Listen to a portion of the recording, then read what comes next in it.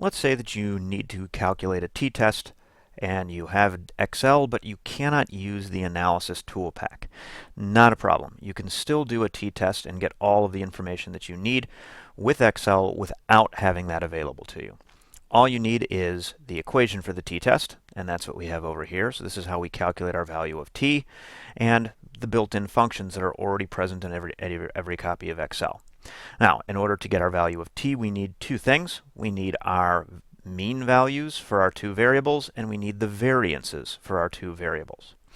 Here are our data sets, so we're going to go ahead and calculate our means and our variances. In order to calculate the mean, you can type in the function, which is equals average. Highlight the cells that you want, and it will calculate the average for you. You can also use one of the shortcuts in Excel, and if we go up to where it says Auto Sum, when we click on the little arrow, it gives us some other options, and one of those is average. When I click on that, it will automatically fill in all of the cells that have a data value that are above where we start. So if I hit enter there, it's now calculated my means. So that's the top of my value of t here. To get my variances, I'm again going to use a function.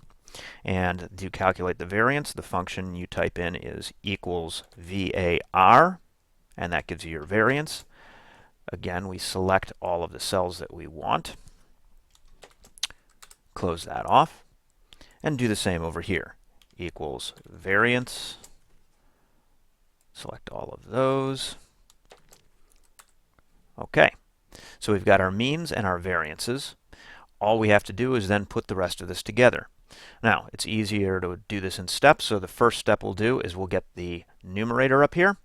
So our numerator is going to be our means subtracted off of each other, so equals my first mean minus my second mean. And that gives us that value there.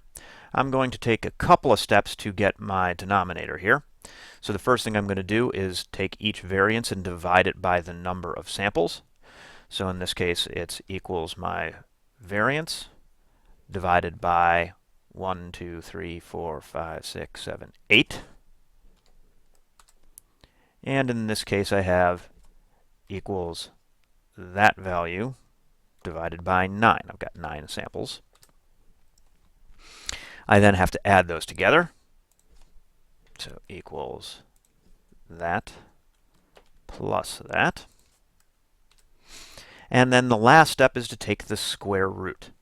And again, we're going to use a function. So if I type in equals SQ, and you notice it pops up there, square root of that value. All right. So that gives me everything that I need to calculate t. All I need to do is equals the numerator divided by the denominator. And we have our value of t. Now, of course, that's not the end of doing the t-test. We have to figure out if that is a significant value. In order to do that, we need the degrees of freedom. For the t-test, the degrees of freedom is equal to the number of samples of variable t plus the number of samples of variable c minus 2.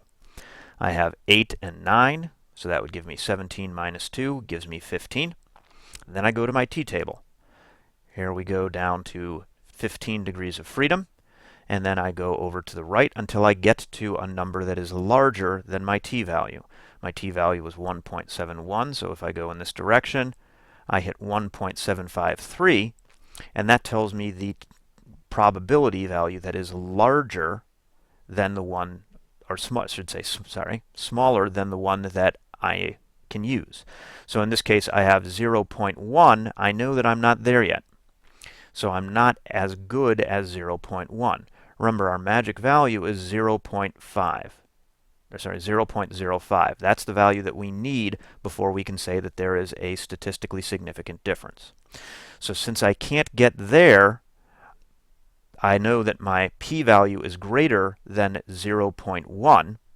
So what I would write if I was going to write the results of this is I would say that p is greater than